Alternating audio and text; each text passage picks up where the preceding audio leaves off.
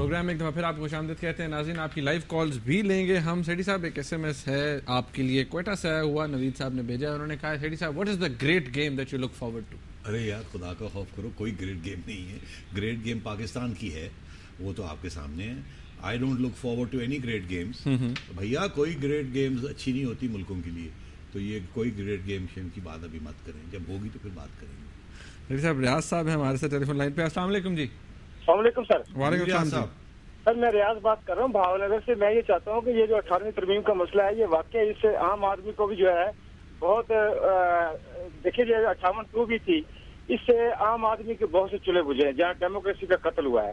اب آپ دیکھیں کہ میاں نواز شریف کے دور میں ڈیموکریسی جو ہے 58 کی شکار ہوئی. کہ میں بھی چھوٹا سا ٹیچر تھا تو اس سے میرے گھر کا بھی چولہا بجھا جہاں اس کے ساتھ ساتھ. پھر محترمہ بے نظیر کے دور میں یہ 58 استعمال ہوئی, میں پھر بھی بیلٹ بھی ٹیچر بھرتا ہوا, میرا چولہا بجھا. اس سے عام آدمی کو اب ہم بہت خوش ہیں اس بات سے. لیکن میاں شہباز شریف صاحب حال ہی میں 22 جولائی کو تشریف آئے تھے بھاول نگر, تو انہوں نے میرے سے وعدہ کیا تھا کہ یار آپ کو بھی بحال کیا جائے گا. میں نے کہا سر آپ اپنے دوستوں کو تو واپس بلا لیتے ہیں, لیکن ایک بے روزگار آدمی جو ہے 2 دفعہ اس کا شکار ہوا ہے, تو 6 بچے ہیں, تو مجھے بھی جو ہے اس کو ریسٹیٹ کیا جائے. بڑی مہربانی جی, بڑی مہربانی. میرا خیال ہے شہباز شریف صاحب نے آپ کی بات سن لی ہوگی, نہیں سنی ہوگی تو مسلم لیگ کے لوگوں نے سن لی ہوگی. اس میں تو کچھ نہیں کہہ سکتا. یہ تو ایک درخواست ہے, امید ہے کہ شہباز شریف صاحب جسٹس دیں گے.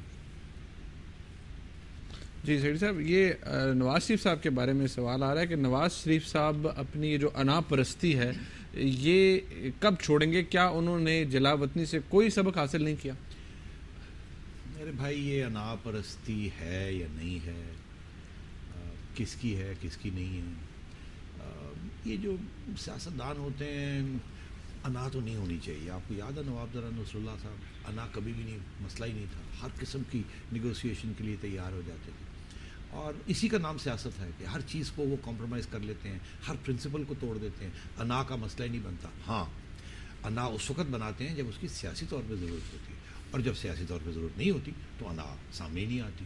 تو میں سمجھتا ہوں نواز شریف صاحب بھی کچھ ایسی ہی سچویشن ہے.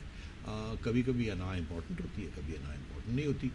کیا آج انا امپورٹنٹ ہے کہ ان کو وہ کہتے ہیں جی, ان کے دوست کہتے ہیں کہ انہیں انوائٹ نہیں کیا گیا, تو کیا اس وقت انا کہاں تھی جب وہ امریکہ چلے گئے تھے 99 میں پریزیڈنٹ کلنٹن کے پاس کہ ہندوستان کو ریکویسٹ کرے کہ ہماری فوج کو وڈرا کرنے دیں کارگل سے اور بمباری روک دیں. تو اس وقت انا کہاں تھی, ہماری نیشنل انا کہاں تھی؟ تو نہیں, یہ انا کی بات جو ہے یہ جب ضرورت ہوتی ہے تو استعمال ہوتی ہے, جب ضرورت نہیں ہوتی نہیں ہوتی. پھر صاحب زبیر صاحب ہیں کراچی سے ہمارے ساتھ. السلام علیکم. وعلیکم السلام. جی مجھے نجم سیٹھی صاحب سے ایک سوال پوچھنا تھا, اور کوشش اگر ہو سکے تو یس اور نو میں جواب دیجیے گا. جی زبیر صاحب, یہ ہے کہ 18ویں ترمیم سینٹ سے پاس ہو جائے گی یا؟ ہلو سر یہ سوال, یہ چھوٹا سا سوال تھا کہ یہ 18ویں ترمیم سینٹ سے پاس ہو جائے گی یا نہیں. ارے صاحب بہت شکریہ, بڑی مہربانی. سینٹ سے پاس ہو جائے گی یا نہیں, امید تو ہم کرتے ہیں ہو جائے گی. کیوں, کچھ آپ کو کچھ بات پتہ ہے جو مجھے نہیں پتہ, یا زرداری صاحب کو نہیں پتہ, یا شاید انہیں پتہ ہے اور مجھے نہیں پتہ. ہماری تو امید ہے کہ یہ ہو جائے گی. اگر کوئی لاسٹ منٹ ہچ ہو گئی تو پھر تو سوال بہت سے کھڑے ہو جائیں گے کہ یہ لاسٹ منٹ ہچ کیوں ہوئی.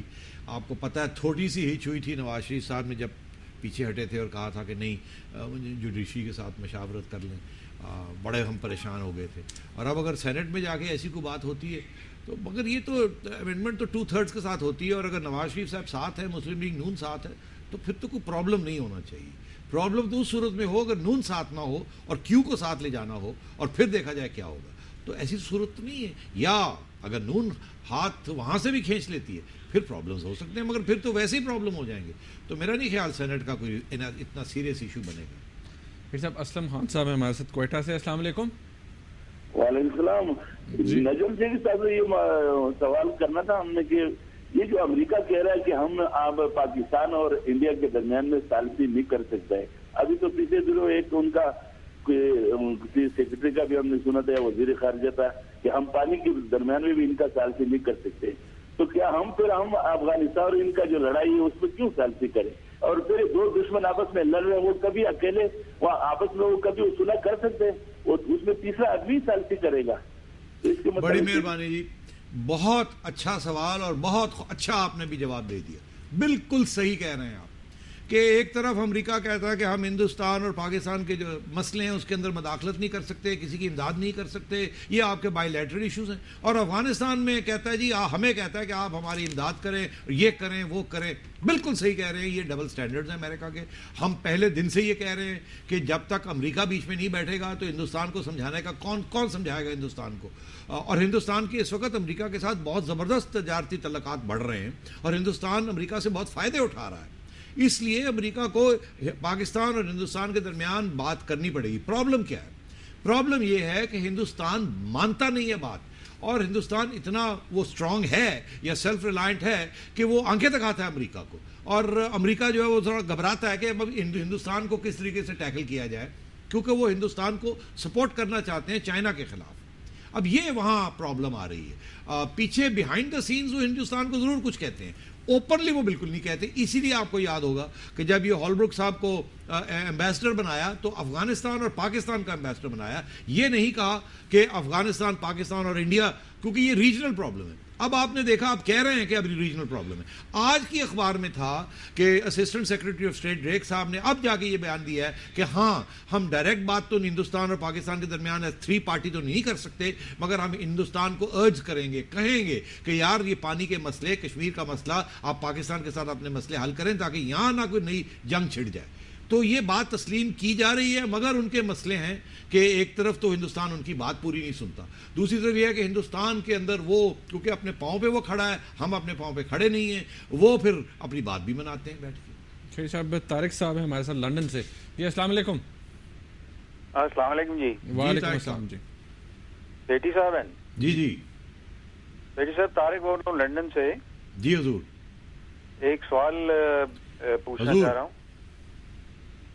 گزارش یہ ہے کہ یہ جو 2 پارٹیز ہیں ہماری, لیڈنگ پیپلز پارٹی اور مسلم لیگ نون, جی اگر ان کو آپ مائنس کر دیں تو ہمارے پاس چوائس ہے کوئی پاکستان میں؟ آپ نے سمجھ گیا بس یہی چھوڑ دیجئے سوال. آپ نے دیکھا کیا ہوا, مشرف کا دور کیا تھا, ان کو مائنس ہی کر دیا تھا نا, تو دیکھا اس کا حشر کیا ہوا, حال کیا ہوا, پھر دونوں پارٹیز کو واپس لانا پڑا. اور آپ نے اس سے پہلے بھی دیکھ لیا کہ وہ بے نظیر کی پیپلز پارٹی کو مائنس کر دیتے تھے, ضیاء الحق نے مائنس کیا, تو اس کا بھی آپ نے دیکھ لیا کیا ہوا. یہ مائنس کی پالیٹکس نہیں چلتی حضور, اور ہمیں سوچنا بھی نہیں چاہیے. ہمیں پلس کی پالیٹکس کرنی چاہیے انسٹیڈ آف ایکسکلوڈنگ پیپل, کیونکہ ہم ان کی بات پسند نہیں آتی یا وہ ہم سے جھگڑتے ہیں. ہمیں انکلوسیو پالیٹکس کرنی چاہیے. یہ بڑی پلورلسٹک اب ملک بن چکا ہے. اب وہ ایک بات کے اوپر سارے اتفاق نہیں ہوتا اس کے اوپر, اس لیے یہ مائنس کی پالیٹکس. آپ کو پتا ہے وہ زرداری صاحب سے وہ بات ہوئی, وہ کہتے ہیں جی یہ -1 فارمولہ لے کے چلے, یہ -1 نہیں ہونا, یہ -2 ہوگا. میں نے پوچھا یہ کیسے -2 ہونے کا, آپ کا کیا خیال ہے کہ جو مجھے مائنس کرنے جا رہے ہیں وہ نواز شریف صاحب کو پلس کریں گے؟ سوال ہی نہیں پیدا ہوتا. تو بات یہ ہے کہ اس میں بھی وزن ہے. تو اگر زرداری صاحب کو مائنس کریں گے تو پھر نواز صاحب کو بھی مائنس کرنا پڑے گا, تو پھر ہم وہیں پہنچ جائیں گے جہاں سے بڑی مشکل سے ہم نکلے. آپ دیکھا کتنی جدوجہد کے بعد ہم نکلے. نہیں, پلس کی پالیٹکس ہونی چاہیے, مائنس کی پالیٹکس نہیں ہونی چاہیے. شریف صاحب آخری منٹ ہے, اس کے اندر یہ ایک ایس ایم ایس آیا ہوا ہے عثمان صاحب نے لاہور سے, انہوں نے کیا ہے کہ given the present scenario, do you think that this nation deserves democracy? What about if I say that democracy shall be allowed in Pakistan only after achievement of specific socio-economic goals? And میں انہوں نے لکھا ہوا ہے کہ we miss Musharraf. وہ تو ظاہر تھا آپ کے ایس ایم ایس سے کہ آپ مشرف صاحب کے حامی ہیں. دیکھیے میں نے پہلے بھی یہ کہا کہ ملٹری جب حکومت کرتی ہے تو اکانومی گرو کرتی ہے, اور اس کے بہت سے کمپلیکس ریزنس تھے, بٹ موسٹلی یہ تھا کہ امریکہ سپورٹ کرتا ہے.